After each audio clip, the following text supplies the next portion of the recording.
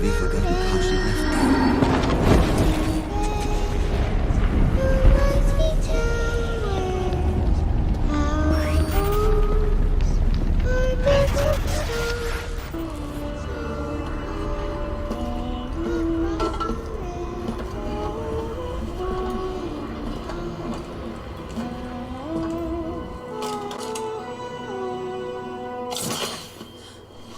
Of all the characters in Arcane, Jinx definitely resonated with me the most.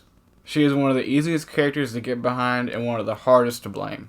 I mean, truly, how do you expect a girl that's been through what she's been through to turn out? And that's not to excuse everything she's done, everything Jinx and Powder has done. Jinx wouldn't exist without everything Powder has done, and Jinx wouldn't exist without all the things that happened to Powder. It all connects somewhere. So, where did it start? From the moment we first meet Powder, we realize that she lost her parents, leaving her with only her sister and Vander to take care of her. As time goes by, her circle is still small.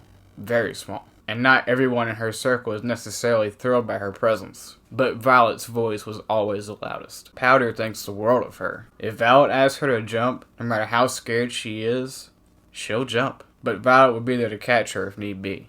If Violet tells her where her strengths and weaknesses lie, she'll believe it. If Violet says, "You're a Jinx," she'll believe it. When Violet and the crew leave to save Vander, all Powder wants to do is help, and she's being pushed away. All she wants to do is show to prove that she can help. She wants to help them. No matter how they all feel about her, she wants to contribute. Her intentions are good. It's failed so many times before. I've failed so many times before. It can't fail now. Not now. It has to work, and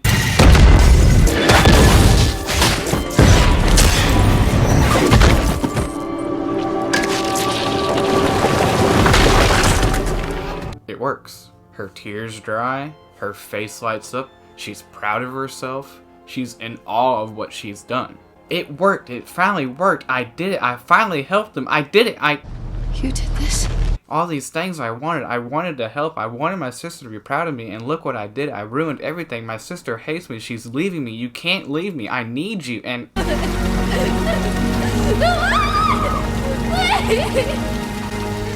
now she's gone. And I also think it's very telling that during Powder's whimpering, she calls Violet Mom. Violet truly fits the mold of everything that Powder needs in her life at the time. And when she leaves, it leaves a mark.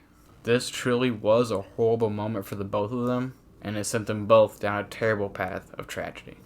That's me! And this isn't me giving Jinx a pass, but the girl's definitely got problems, and the trauma is undeniable. And trauma tends to stick a lot tighter when it happens at a young age, especially if not addressed correctly. I mean, for all the good that Silco did do for Jinx, or Powder, he also didn't always have her best interests at heart. He definitely uses her trauma against her. He knows what buttons to push. And he's not the only one. I mean, Savika does it with a smile on her face.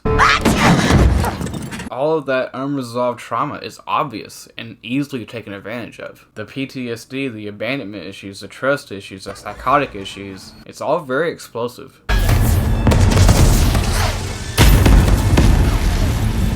Which begs the question, is she too far gone? In my opinion, she wasn't at first. When talking about mental illness and PTSD, you can't ignore the fact that there are triggers. For Jinx, Violet is a trigger. Being lied to is a trigger. The thought of abandonment is a trigger. Betrayal is a trigger.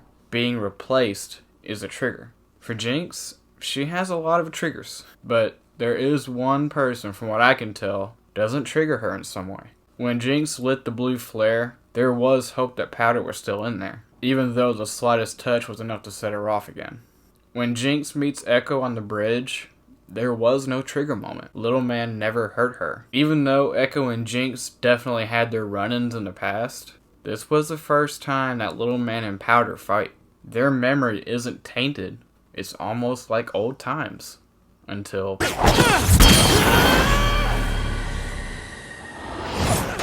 it's not like old times anymore. And this is where I feel like Powder truly died. The last person from her childhood to hurt her. When she pulls the pin on that grenade, she don't do it with a smile on her face. It's very submissive. It's more like, you got me, and I'm sorry it has to end this way. That truly was the last straw for Powder. She literally died on that bridge. And it's kind of poetic. Out of all the people that could have taken her out, it wasn't Marcus, it wasn't Caitlyn, it wasn't Salvia, or even her sister. It was an old friend that never hurt her. Fuck me. I cannot wait till season 2.